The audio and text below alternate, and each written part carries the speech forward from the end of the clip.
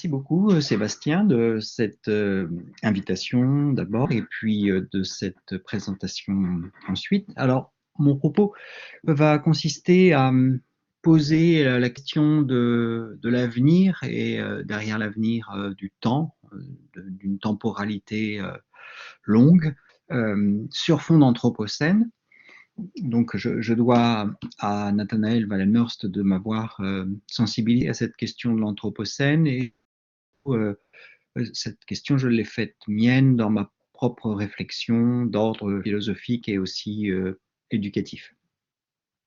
Alors, il me semble que la difficulté particulière que nous avons, donc je ne vais pas beaucoup développer sur l'anthropocène, mais je dirais quelques mots quand même, mais la difficulté particulière que nous avons, c'est que avec l'anthropocène, donc le dérèglement du système Terre, l'avenir se dérobe, et l'avenir se dérobe au moment même où nous versons très probablement collectivement dans une forme de présentisme, un surinvestissement du présent, pour ne pas dire parfois une forme d'adoration ou de jouissance du présent.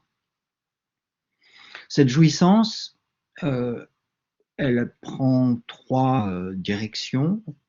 On peut la voir dans l'illimitation, tout à fait typique du capitalisme, d'une part, et puis de la société de consommation, d'autre part. Et on peut même ajouter de la société numérique, dans le sens où elle nous renvoie fortement les limites. Deuxième direction, l'immédiateté, la rapidité des échanges, la rapidité des accès dans de multiples domaines, nous permet en fait une certaine immédiateté, là où en d'autres temps, il fallait marcher longuement, il fallait attendre, etc. Et puis la troisième direction, elle est un peu paradoxale, hein, c'est ce que j'appellerais une forme de débilitation, c'est-à-dire l'industrie des loisirs. Les loisirs industriels, les loisirs numériques peuvent nous décharger à la limite de notre conscience et nous permettre de jouir de la facilité. Et ça impacte particulièrement, on le sait par de multiples enquêtes, les jeunes, les enfants et plus encore les adolescents. Aujourd'hui, donc, les adolescents entre 12 et 18 ans passent en moyenne 6h40 par jour sur des écrans. Donc voilà ce qu'ils font de leur temps, d'une part, et puis d'autre part, on voit bien que pour cela, cela s'oppose d'un certain point de vue à la projection dans l'avenir. Alors du coup, la perspective que je propose, passer ces analyses, c'est de rouvrir le temps, parce que quelque part, le temps se referme dans ces phénomènes, et notamment l'avenir. Enfin, pour ce qui nous concerne là, ce sera l'avenir, même si je pense qu'il faut aussi rouvrir d'un certain point de vue la mémoire et le passé. Mais ça n'est pas le sujet ce soir. Et pour rouvrir le temps, il m'apparaît incontournable de réinscrire le temps humain dans le temps du monde, de manière à faire à la fois l'épreuve des limites, j'y reviendrai, et puis de aussi positivement pouvoir s'abandonner à une expérience de la vie. Alors, passé ce petit temps d'introduction, donc mon développement se fera en trois parties. L'anthropocène comme compte à rebours, le recours du présent, et troisième partie, supporter l'épreuve et rouvrir l'avenir. Alors l'anthropocène, donc, je pense c'est bien repéré aujourd'hui. C'est à la fois un phénomène d'accélération. En gros, depuis les années 50, l'industrialisation, la mondialisation, le consumérisme, dont tous ces phénomènes convergent pour faire accélérer le temps social, le temps économique. Et puis, un basculement, enfin des basculements, c'est-à-dire un temps, donc non seulement le temps s'accélère, mais il risque de basculer en quelque sorte vers de nouveaux temps, des temps inédits et des temps qui pourraient être aussi d'un certain point de vue la fin des temps. Alors l'accélération, mais on doit évidemment à Hartmut Rosa d'avoir approfondi cette notion. Il a montré spécifiquement l'accélération du temps technique dans laquelle nous étions, l'accélération du changement social, donc la société elle-même, ses cadres, ses lois, ses mœurs évoluent de plus en plus vite. Et puis, ce qui est le plus frappant probablement pour tout un chacun, c'est l'accélération du rythme de vie. Pour le dire vite, Rosa constate que bien que la vie se soit considérablement allongée, on a gagné 30 ans en un siècle, bien qu'aussi la vie soit beaucoup plus sûre, nous avons le sentiment de manquer de temps et de devoir faire le plus de choses possible pour donner sens à notre vie. Et du coup, ça nous conduit à une situation dans laquelle nous n'avons pas le temps de faire tout ce que nous avons à faire, tout ce que nous désirons faire, tant et si bien que nous en arrivons à faire plusieurs choses en même temps pour encore densifier notre manière d'habiter le temps et puis pour démultiplier en quelque sorte les opportunités d'expérience, bien que nous ne puissions plus guère accroître notre allocation de temps, puisqu'on sait que maintenant l'espérance de vie commence à stagner dans les pays occidentaux, tout au moins. On pourrait dire que dans ce phénomène d'accélération, le numérique joue un rôle spécifique, puisque c'est tout à fait ce que permet un dispositif numérique, dans le sens où il permet effectivement, par un même appareil, de démultiplier ces activités qui n'a pas vu un enfant ou un adolescent à la fois jouer, écouter de la musique, communiquer par un chat, télécharger une vidéo pendant ce temps-là, etc. Alors justement, je voudrais dire un mot du temps de l'enfance. Bon, comme vous l'avez entendu, je travaille en sciences de l'éducation, l'enfance me concerne. Eh bien, on pourrait dire que le temps de l'enfance, il est pris spécifiquement dans ce phénomène qu'on pourrait dire pervers de la modernité et du néolibéralisme sur fond de capitalisme, c'est-à-dire que l'enfance a été libérée, et elle est plus libre que jamais, libérée évidemment de la charge du travail qui pesait sur elle jusqu'à la fin du Moyen Âge, en gros. Elle est libérée du travail industriel du 19e siècle, du travail agricole qui a encore pesé jusqu'au début du 20e siècle sur la vie des enfants. Et donc les enfants ont plus de temps que jamais, mais ce temps, au lieu d'être mis à profit pour vivre, on va dire, tout simplement, pour sentir, pour développer toutes ses potentialités, peut-être pour simplement sentir le temps passer, j'y reviendrai, il est aliéné à nouveau frais par les industries culturelles et notamment l'industrie numérique. Alors, le temps de l'Anthropocène, lui, on pourrait dire que c'est un temps distordu, un temps de fuite en avant, puisque bon, le moins qu'on puisse dire, c'est que pour l'instant, les mesures qui sont prises ne sont pas à la hauteur des enjeux et que nous continuons à surproduire, surconsommer et donc aussi à contribuer au dérèglement climatique notamment et à la destruction de la vie. Donc, nous allons de plus en plus vite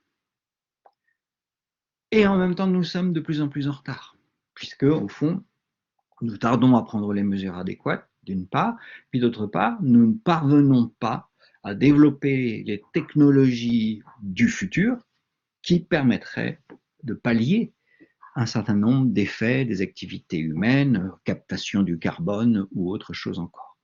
Donc, ce qui menace du fait de cette distorsion du temps, c'est un empilement du système Terre, c'est-à-dire un moment où la transformation va être telle que, d'une part, elle va être probablement délétère, et puis ensuite elle peut, en fait, cette transformation, induire d'autres transformations imprévisibles et irréversibles, ou en tout cas pas réversibles avant très longtemps, et certainement pas dans le même état.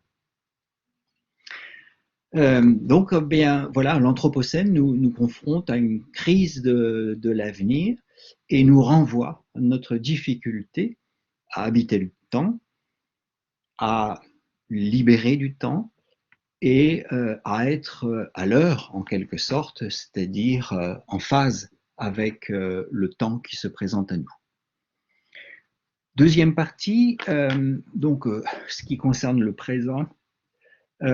Bon, il y a plusieurs traditions qui portent l'idée que nous risquerions de nous exorbiter, de nous perdre dans le passé et dans l'avenir, des temps qui ne sont pas, qui ne sont plus, qui ne sont pas encore, et que puisque nous ne pouvons agir ni sur le passé ni sur l'avenir, nous devrions nous reconcentrer sur le seul temps que nous vivons, le présent, et de manière aussi, comme avaient pu le dire les stoïciens, à rassembler toutes nos forces dans ce temps qui est aussi le temps de l'action et de la responsabilité, notamment morale, alors que nous risquons de les perdre, ces forces, si nous nous laissons absorber dans le souvenir ou dans l'imagination ou le fantasme ou la crainte. Bon, on va retrouver ça chez certains de nos grands philosophes, Montaigne, Rousseau contre la prévoyance. Et puis on retrouve ça aussi aujourd'hui à nouveau frais avec une vogue très importante pour la méditation, une méditation venant certes du bouddhisme, mais complètement laïcisée par John Kabat-Zinn aux États-Unis et avec une diffusion mondiale, et donc avec l'idée qu'il faut en revenir au corps, à la présence au présent, en faisant attention à son environnement immédiat et en se sentant conscient. Alors tout le problème de cette laïcisation de la méditation, c'est qu'elle est au fond tout à fait affine avec la jouissance néolibérale, c'est-à-dire au fond ce dont a besoin l'économie néolibérale, c'est d'individus qui ne se souviennent pas de ce qu'ils ont déjà et qui n'ont pas de projet digne de ce nom, si ce n'est donc de jouir le plus vite possible. Or, bon, pour faire résonner les choses, il est intéressant de savoir que le terme qui désigne le mot méditation, enfin ce qui est devenu méditation à partir de mindfulness, c'est le mot sati en pali et qui signifie se souvenir. Bon, il y aurait donc là quelque chose d'important, c'est-à-dire qu'il me semble que en interprétant un peu, il s'agit finalement de se souvenir que nous vivons dans le temps, et donc d'être tout aussi bien présent au présent que d'être capable de mémoire et capable de projet. On voit bien, donc j'évoquais l'économie néolibérale, que les marchands, au sens général du terme, s'appuient sur notre immédiateté, l'immédiateté pulsionnelle, de manière à contrecarrer notre réflexion qui nous conduirait à nous demander ce dont on a vraiment besoin, ce dont on a vraiment le désir, et puis évidemment ce dont on a vraiment les moyens. Et l'aspiration consumériste sans arrêt excitée et entretenue par le monde marchand et le monde médiatique empêche en fait de voir qu'on a la vie et on a le temps de vivre. Et bien, en fait, ça peut expliquer que, bien que nous soyons très informés des effets délétères de ce qu'on pourrait appeler la jouissance, eh bien, nous nous y consacrons malgré tout. Alors, effet délétère, en fait, à tous les niveaux. On voit bien donc avec l'Anthropocène que nous sommes en train de détruire le monde. Du point de vue économique, donc ça c'est le point de vue écologique, du point de vue économique, les inégalités sociales ne cessent de croître et la pauvreté laisse place maintenant à la misère. Mais on pourrait dire que, bon, oui, d'accord, mais ça permet finalement d'accéder au bien-être, au bonheur. Non, parce qu'on constate aussi que les individus, même relativement nantis, sont confrontés dans la consommation à une forme de vacuité, une absence de sens, une forme de déréliction qui ne répond pas finalement aux attentes humaines. Les adolescents, dans cette histoire, j'en dis juste un petit mot, au fond, ils sont particulièrement exposés à cette crise de l'avenir, puisque ce qui se présente, c'est un monde sans avenir, alors même que déjà, en tant qu'adolescents, c'est difficile pour eux de se projeter dans la responsabilité adulte, et puis on leur propose de se distraire sans fin avec les loisirs. Donc on pourrait parler là vraiment d'une difficulté générale à se projeter, tant dans la possibilité de devenir que la certitude de vieillir, de mourir, mais aussi finalement de faire durer le monde.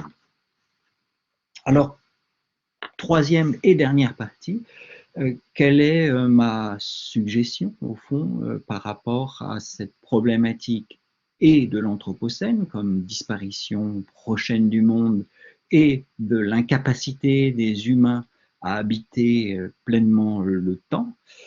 Eh bien, il me semble qu'il s'agit, au fond, de revenir à la vie, comme on reviendrait à la conscience, et de vivre bien davantage le temps de la nature, tout en sachant que ce temps de la nature ne sera plus jamais le temps de la nature d'autrefois, de la nature du passé. Du coup, il y a une conversion à faire, puisque le temps de la nature, c'est un temps qui nous contraint, un temps qui nous limite, j'y reviendrai. Une conversion à faire où il ne s'agira plus de repousser sans arrêt ces limites, comme nous y sommes engagés depuis maintenant quelques siècles, avec passion, mais au fond de supporter des limites, celles que nous donne la nature, et qui plus est, c'est un peu la punition d'un certain point de vue, des limites rétrécies. Alors du coup, évidemment, ce n'est pas forcément très désirable. Quel désir d'avenir, quel avenir désirable on pourrait encore discerner? Au fond, il ne peut s'agir, alors certes, toujours l'avenir nous échappe, il est par nature encore non advenu, et donc on ne peut pas le maîtriser, le déterminer, on ne peut que l'imaginer. Donc c'est finalement l'avenir, c'est toujours par nature le temps autre, un autre temps. C'est l'altérité du temps, c'est le temps qui nous altère.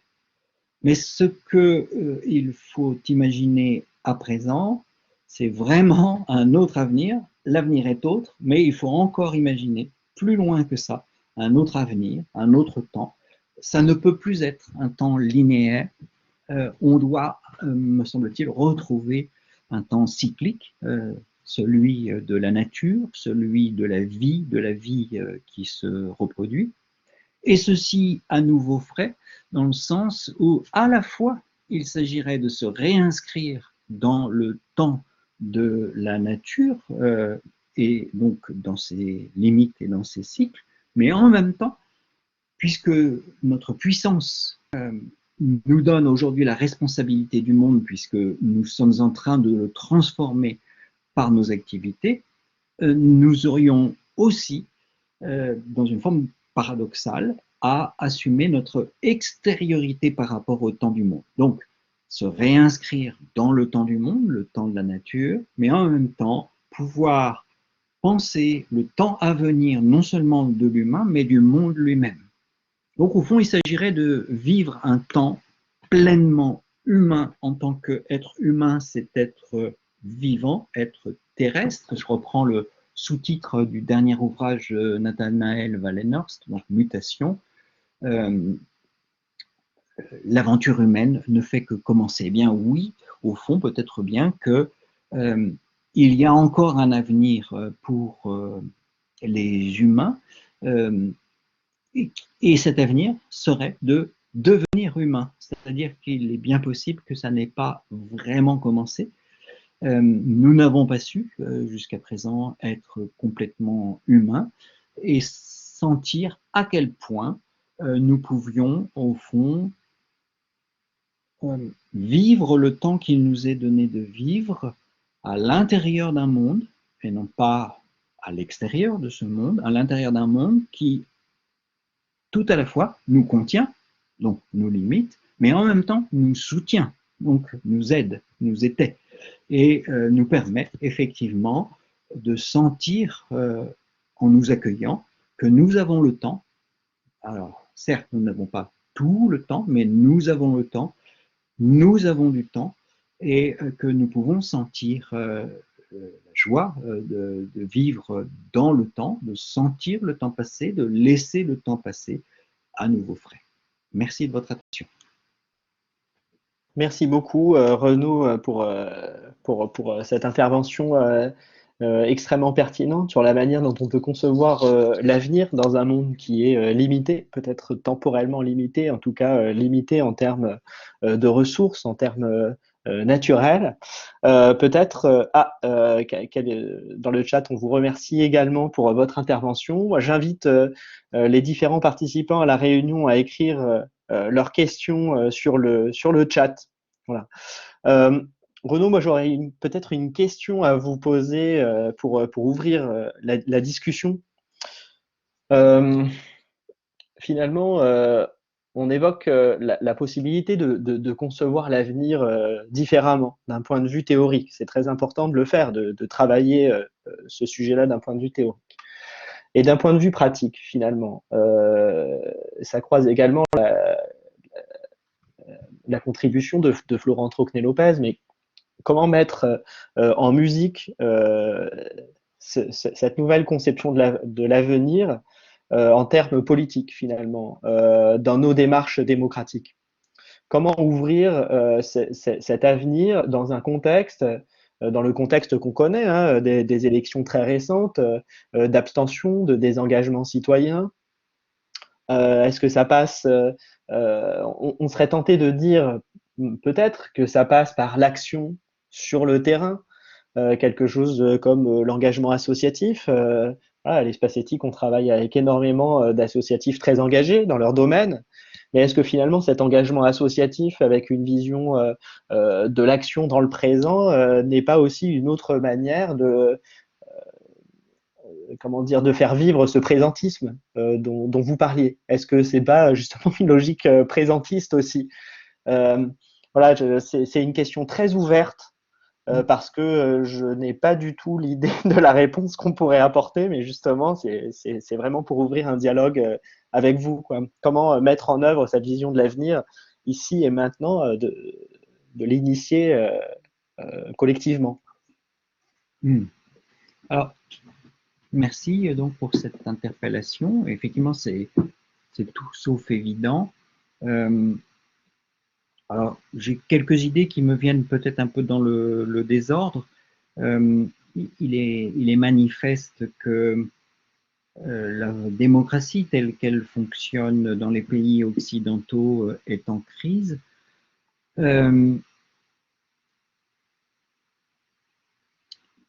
Voter n'apparaît plus comme un espace d'action et de responsabilité pertinent ni utile. Donc, alors il ne s'agit pas de remettre en cause le fonctionnement démocratique, mais de l'articuler avec d'autres espaces. Voilà, point. Je reviens un tout petit peu en arrière.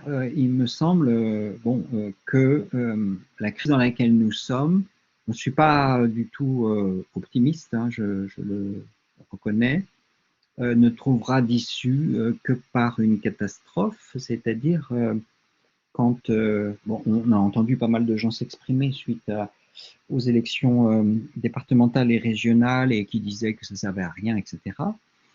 Bon, c'est quand on se retrouvera dans une situation où un nombre important de personnes auront à souffrir des conséquences d'un recul démocratique majeur, que du coup, ça, je pense, revitalisera, remotivera à la participation démocratique. Bon, mais de toute façon, à cette échelle-là, ça ne suffit pas. Il est nécessaire d'investir d'autres échelles. Alors, il y a évidemment la question du local. Alors, pourquoi est-ce que la question du local est si importante? Parce que je pense que c'est précisément à cette échelle-là, alors ça ne remplace pas hein, les échelles supérieures, mais c'est précisément à l'échelle locale qu'on peut sentir fait de son engagement et de sa responsabilité. Les sens, ils sont sensibles. On voit les conséquences de ce qu'on fait.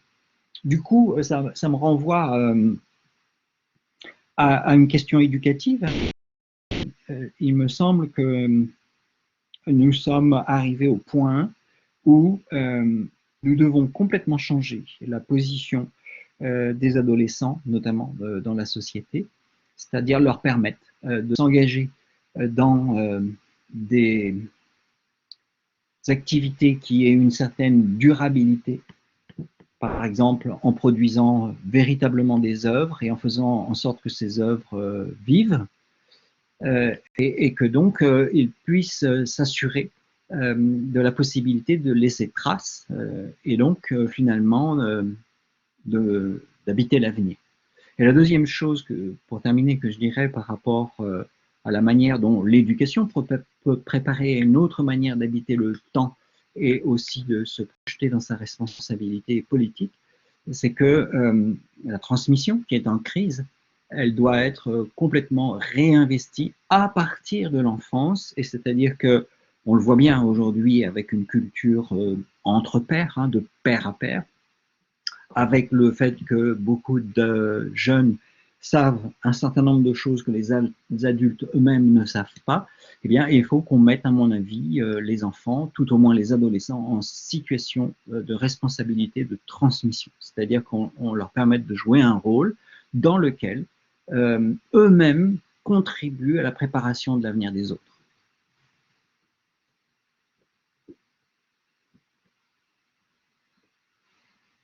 Alors, merci beaucoup, Renaud, pour cette réponse, ces pistes de réflexion assez riches. Alors, je crois savoir qu'Emmanuel Hirsch a une question à vous poser. Alors, Emmanuel, je te passe la parole, si tu es parmi nous. D'abord, un immense merci de cette superbe intervention. Écoutez avec beaucoup, beaucoup d'attention. Il faudra même la réécouter. En tous les cas, un immense merci de tous les éclairages. Merci. Même si le pessimisme est quand même ce qui teinte le plus votre propos, avec ce souci d'aller au bout du bout pour reprendre pied. C'est comme ça quasiment dans la tradition kabbalistique. Mais la vraie question que je me permettais de vous poser, on a l'impression qu'on sort d'un moment d'anesthésie de la démocratie, de coma démocratique, qui a été quand même organisé. Il a été organisé rationnellement par le gouvernement et par le chef de l'État. Donc on a été confinés. Et peut-être qu'aujourd'hui, les gens sont épuisés, j'allais dire démocratiquement, hein, c'est pas psychiatriquement, c'est pas psychologiquement, et qu'ils ont besoin de retrouver un cap, de retrouver pied. Ce qui peut expliquer aussi cette forme de désinvestissement que vous avez effectivement dénoncé au moment effectivement où l'élection aurait pu être nouveau une expression de la vie démocratique. Donc on a besoin de se rapproprier une dimension de démocratie. Alors la vraie question que je vous pose, Sébastien le sait très très bien, Paul Lou aussi qui nous écoute, l'espace éthique a été depuis des mois sur le front. On a découvert une métadémocratie, si on veut, c'est-à-dire une démocratie sur le terrain, à la fois plein d'inventivité, plein d'envie, plein d'envie de renouvellement. Est-ce qu'on ne doit pas, et c'est la question que je pose d'un point de vue éthique, plutôt être du côté de l'encouragement, de la reconnaissance de ceux et celles. On ne vous entend plus. Donc je disais qu'on a observé, nous, sur le terrain, une force d'invention, une force, une vraie résolution démocratique. Alors la vraie question que je pose, c'est est-ce que l'éthique, le questionnement éthique, mais aussi l'approche éthique, l'approche sensible, ne participe pas de cet appel à l'humain? Parce que tout à l'heure, ça m'a frappé, vous dites, et j'arrive à le comprendre, hein, intellectuellement, il faudrait qu'on invente l'humain ou qu'on crée d'une certaine manière des conditions pour ce que s'exprime l'humain au moment où on a peut-être le plus besoin et le plus ultimement besoin. Donc la question pratique que j'aimerais vous poser, est-ce que la démarche éthique n'est pas de nature à reconnaître la personne dans ses capacités d'exprimer ce qu'est l'humain, à la fois de ses convictions et l'humain de sa destinée d'une certaine façon? Et est-ce qu'il n'y a pas à réinventer d'une certaine manière une approche éthique, force de notre conviction, de nos convictions, qui sont d'autant plus, à mon avis, réalistes que nous, on a observé sur le terrain que la démocratie est très vivace, mais elle ne se situe plus peut-être pas là où on le pense, et peut-être pas incarnée par ceux qui jusqu'à présent avaient l'ambition de le faire. C'est une question un petit peu fouillis que je vous pose, et c'est parce que Hmm. j'étais interrompu par mon ordinateur et m'a fait perdre le fil de mes idées. Hmm.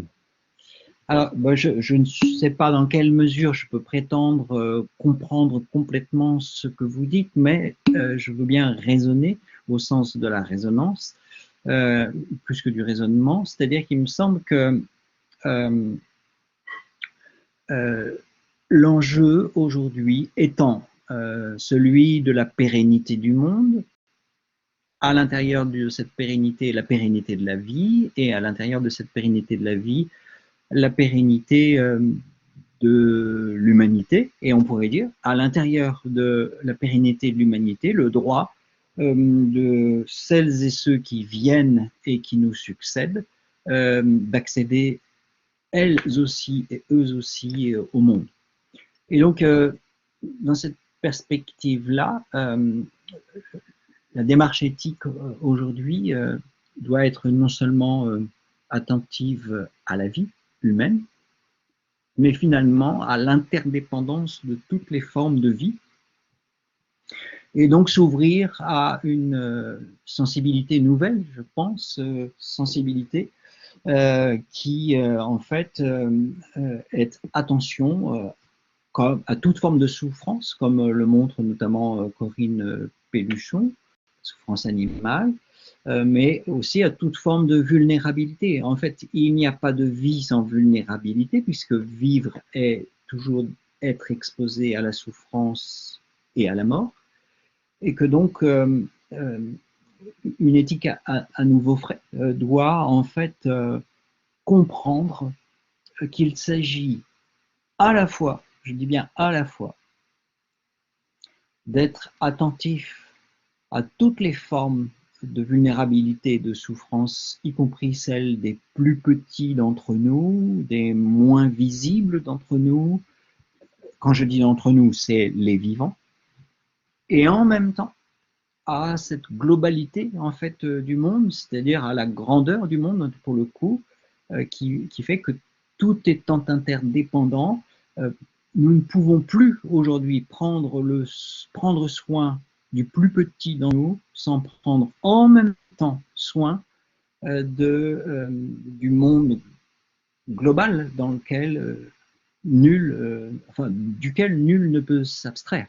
Et il y a donc pour moi une espèce de défi là en fait, hein, c'est-à-dire il s'agit de prendre soin et du monde et de chacun d'entre nous en tant que vivant, sans oublier les plus petits.